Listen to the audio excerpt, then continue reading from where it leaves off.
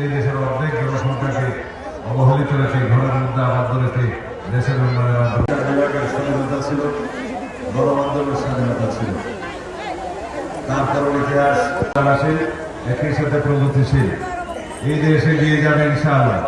যে দেশের অর্ধেক জনসংখ্যা রাজনীতি শুরু করেছে, বহুদলীয় গণতন্ত্রের যাত্রা শুরু হয়েছে। আছে নানা শিক্ষা পরিকল্পনাটা আছে কি কি করা হয় সিলালি লইয়ে না হাতরে বেশি বা অনুসরণ করবো যে বাংলাদেশের স্বার্থই আমাদের উপরে, বাংলাদেশের স্বার্থই আমাদের সবচেয়ে উপরে। আল্লাহ আমি বেঁচে আছি, আপনাদের সামনে দাঁড়িয়ে আছি সরকারের হাতে। তার আগে শহীদ রাষ্ট্রপতি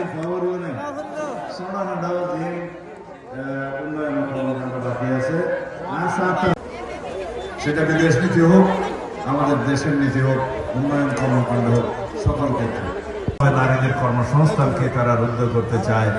তারা আজকে আপনাদের কাছে ভোট চাইতে আসবে। যারা